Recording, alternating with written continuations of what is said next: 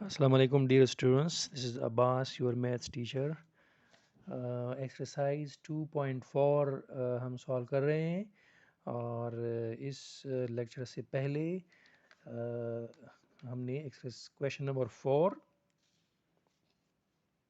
का part second इससे पहले की वीडियो में मैंने आपको सॉल्व करके दिया। That is A B whole power 1 by B divide by 1 over A B whole power 1 over A. That was question number 4 part second.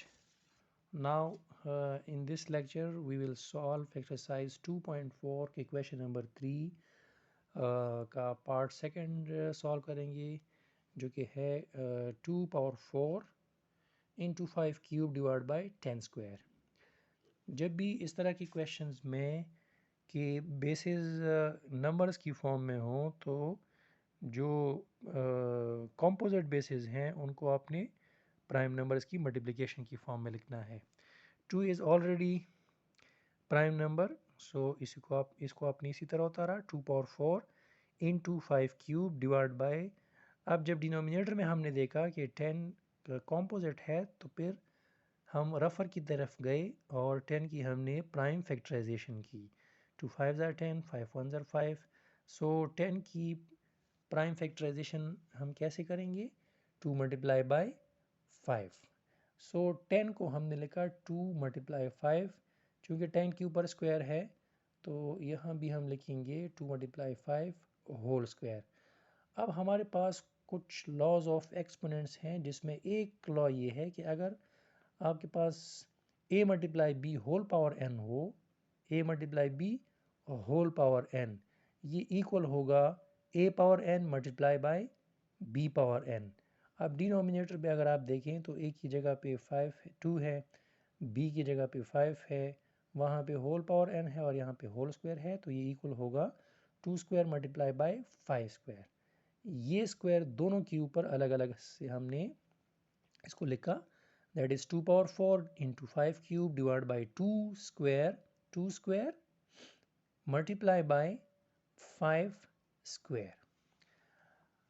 अच्छा, अब हमारे पास एक और लॉ ऑफ एक्सपोनेंट्स है जिसको हम डिवीजन लॉ ऑफ इंडाइसिस हम कहते हैं या डिवीजन लॉ ऑफ एक्सपोनेंट्स, जिसके मुताबिक अगर फॉर एग्जांपल दो बेसिस एक जैसे हैं, सेम बेसिस हैं और दरमियान में डिवीजन का सिंबल है, डिवाइड हो रहे हैं एक दूसरे के ऊपर, सो आप एक बेस को आप कॉमन लेते हैं और इनके पावर्स को आप सब्ट्रैक्ट करते हैं। तो यहाँ पे अगर क्वेश्चन में आप देखें तो 2 और 2 ये सेम बेसिस हैं, इसको हमने एक बेस को हमने कॉमन लिया और इसके एक्सपोनेंट्स को हमने सब्ट्रैक्ट कर दिया है। 2 पावर 4 डिवाइड बाई 2 स्क्वायर, एक बेस को कॉमन लिया और 4 माइनस 2 एक्सपोनेंट्स को हमने सब्ट्रैक्ट कर दिया। इसी तरह 5 क्यूब डिवाइडेड बाई 5 स्क्वायर है, तो हमें क्या लिखना चाहिए? 5 पावर 3 माइनस 2। अब 4 माइनस 2 से तो 2 आएगा, 2 स्क्वायर इंटू 5, सो 2 स्क्वायर इक्वल होगा 2 मल्टीप्लाई 2 मल्टीप्लाई 5 अपनी जगह पे है, सो यहाँ से 20 आंसर आता है। Now we will solve question number, इसी क्वेश्चन नंबर 3 का पार्ट नंबर 3 जो कि आपके सामने है। a plus B whole square into C plus D whole cube divide by A plus B whole power 1 into C plus D whole square, और इन सब के ऊपर क्यूब की पावर है होल पावर 3। अच्छा, अगेन हम यही रूल या लॉ ऑफ एक्सपोनेंट यूज़ कर सकते हैं, division of indices.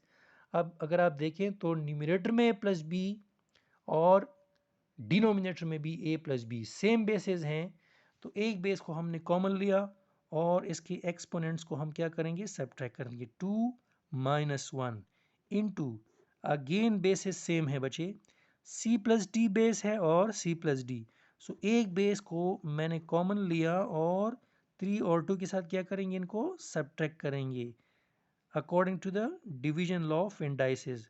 Whole power क्या है? क्यूब। अच्छा, अब यहां से क्या आएगा?